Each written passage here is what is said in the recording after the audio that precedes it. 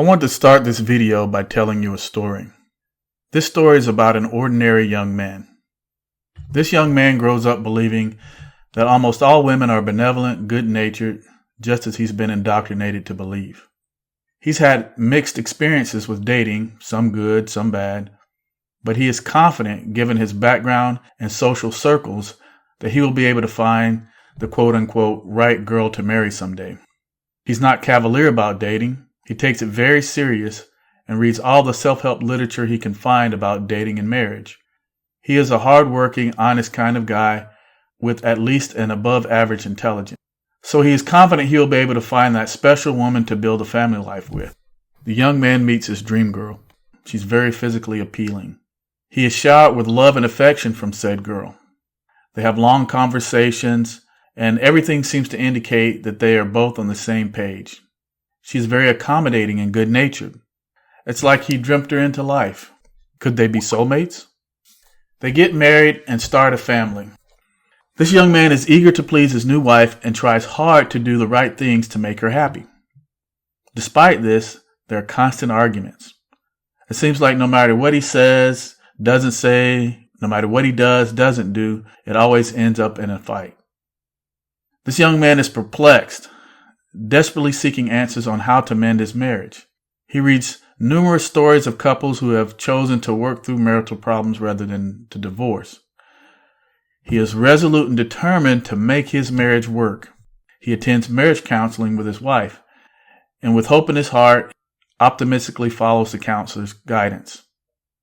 However, his wife is not so enthusiastic about the counselor's guidance and just reverts back to the old arguments and tricks as before. Things continue to get worse despite his best efforts. His wife would occasionally show him some affection and appreciation, but most of the interactions between them lead to arguments.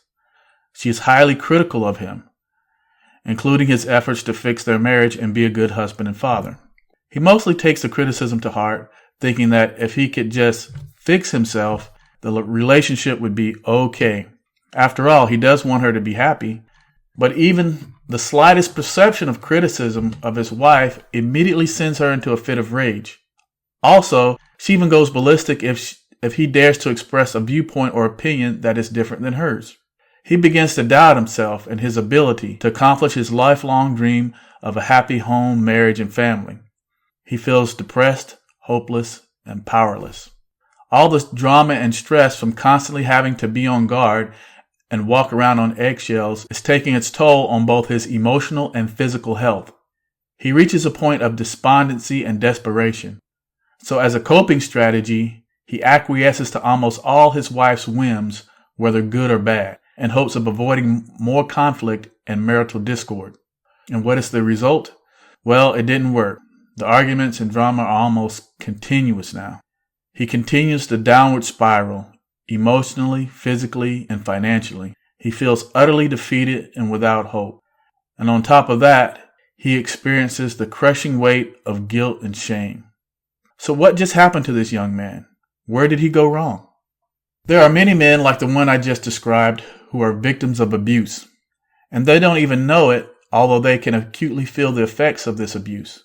That is because the type of abuse they suffer is not an overt one like, say, physical or verbal abuse.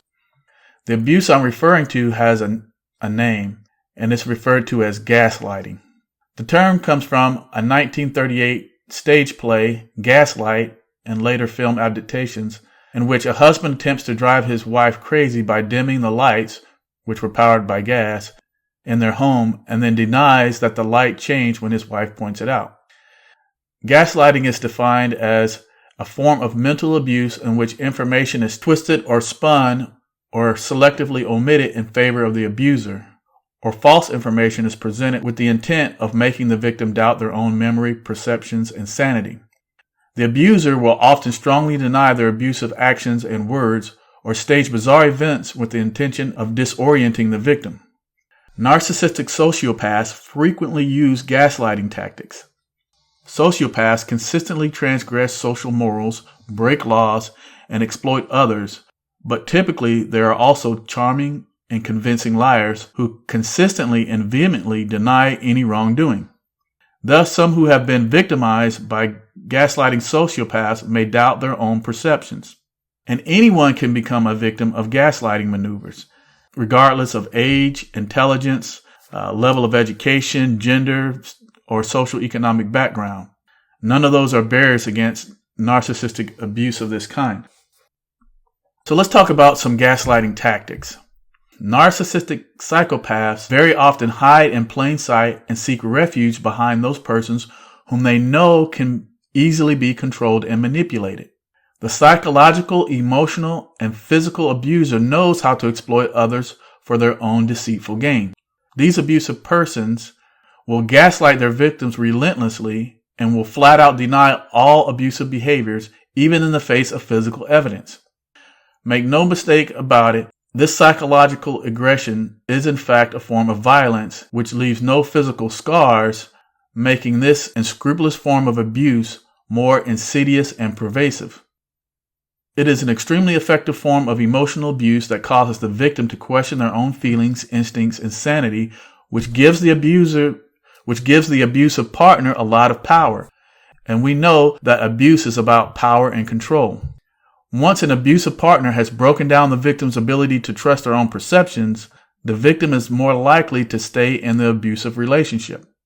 There are a variety of gaslighting techniques that the abusive partner might use.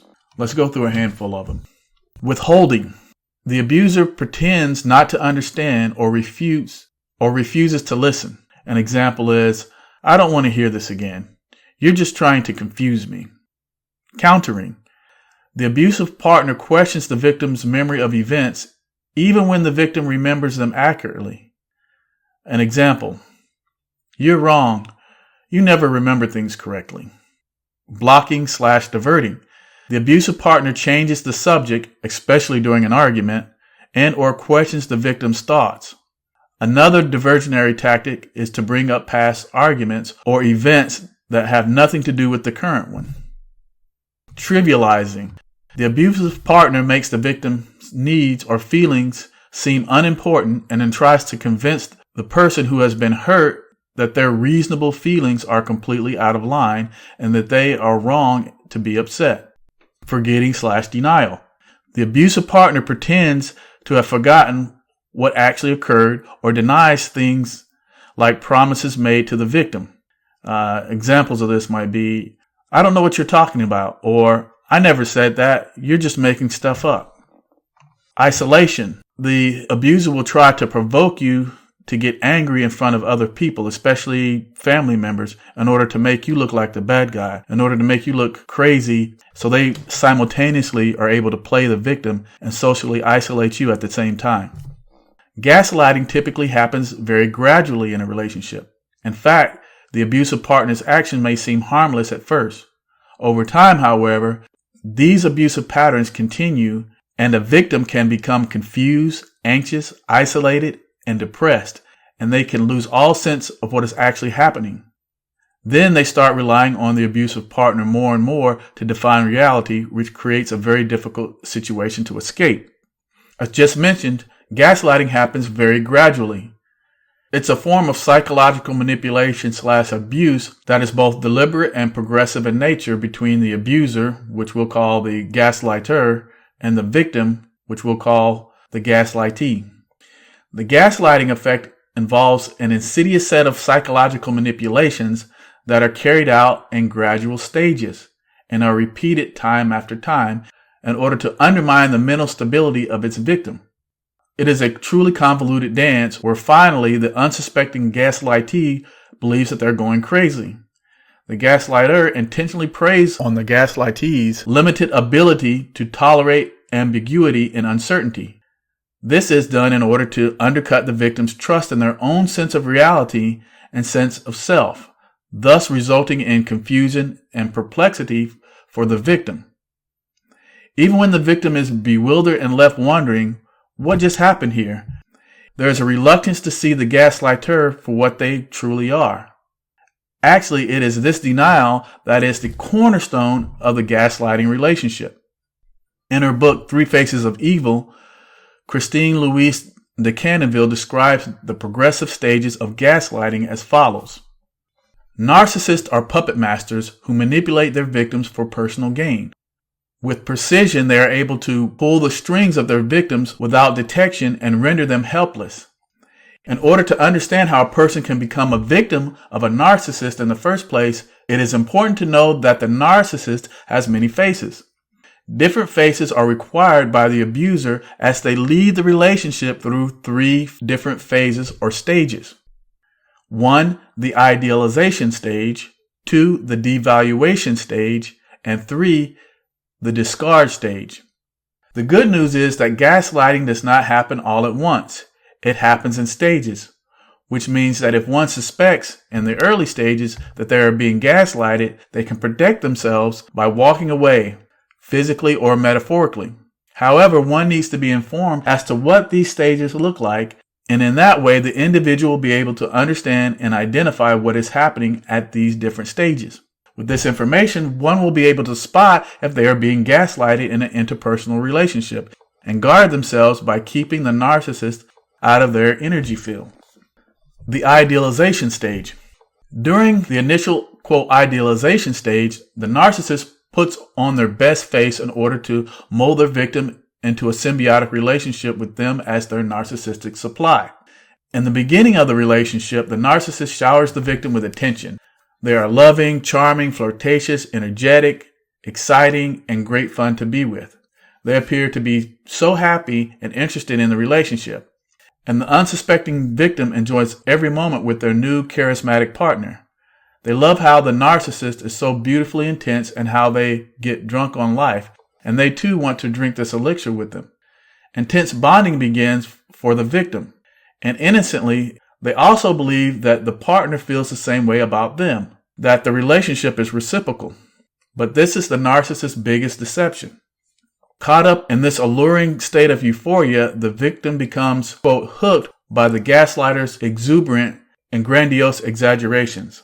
In this kind of relationship, the victims are known to experience biochemical changes in the body and structural changes in the brain. These exciting hooks create a release of chemicals, endorphins, in the brain, and it is these endorphins or pleasure substances that make the victim feel euphoric in the first phase of the relationship.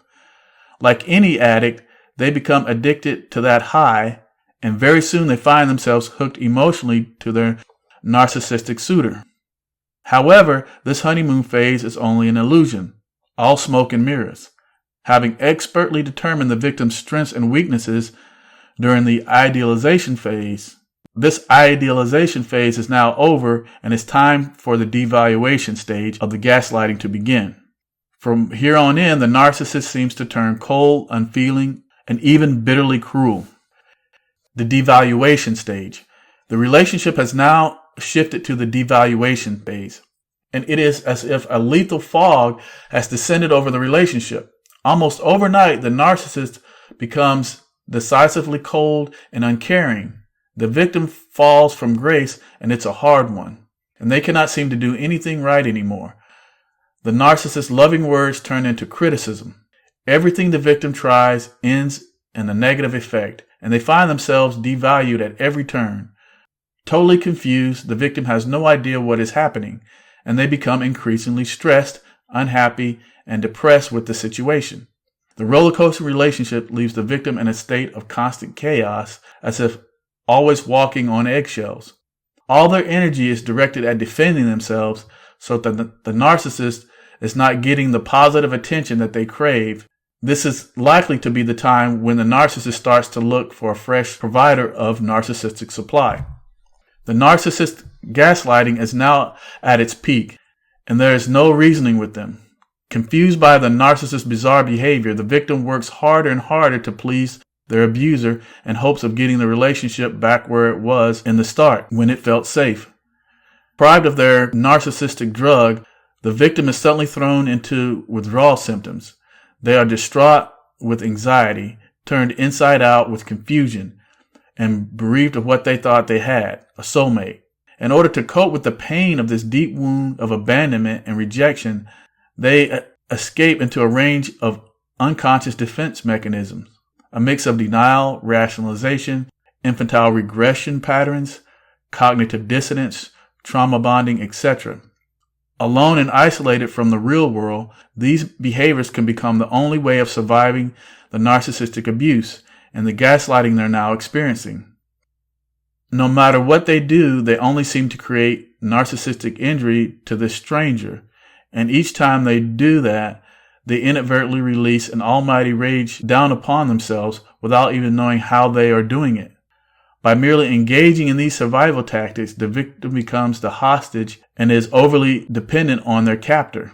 In other words, Stockholm Syndrome, where unpredictability and uncertainty are the order of the day. As a result, they are now caught in a macabre dance with the narcissist's pathological grandiose self, where hell reigns supreme and they regress into infantile regressive patterns of behavior, where they are reduced to a shadow of their former selves. Finally, they're at the mercy and whims and pleasures of their puppet master. The discard phase. In this phase, the game comes to its final conclusion. What started out as the idealization of a victim by the narcissist is doomed to end with the idealization of the narcissist by the victim's overdependence.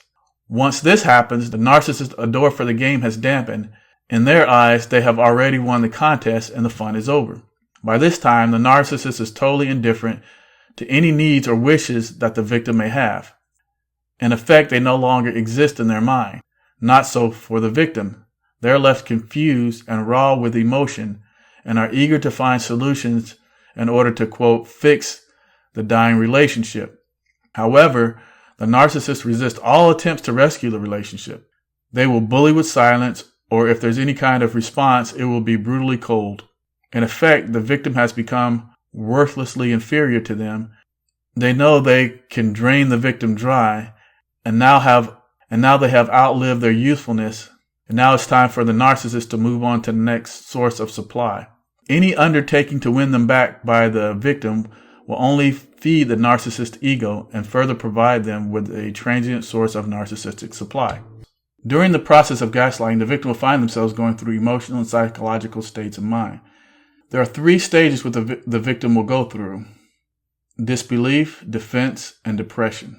Gaslighting is an extreme form of emotional abuse by the narcissistic gaslighter to manipulate the innocent victim, the gaslightee. The effects of gaslighting are so insidious that they can lead the victim to lose all trust in their own judgment and in reality. Now, I made this video for those who might currently be suffering or have suffered in the past from this type of abuse. This may be common knowledge for some and new news for others. For me, it was a revelation. Even after years of introspection, after my marriage ended, I struggled to find answers to what went wrong. A question I would frequently be asked went something like this: "Well, you seem like a nice, well-adjusted guy. What happened? Why are you divorced?" This question usually engendered feelings of confusion and shame. I would chalk it up to having what I call a bad picker, or maybe I was just a poor judge of character. For years, I kicked myself for being deceived. I didn't fully understand what had happened.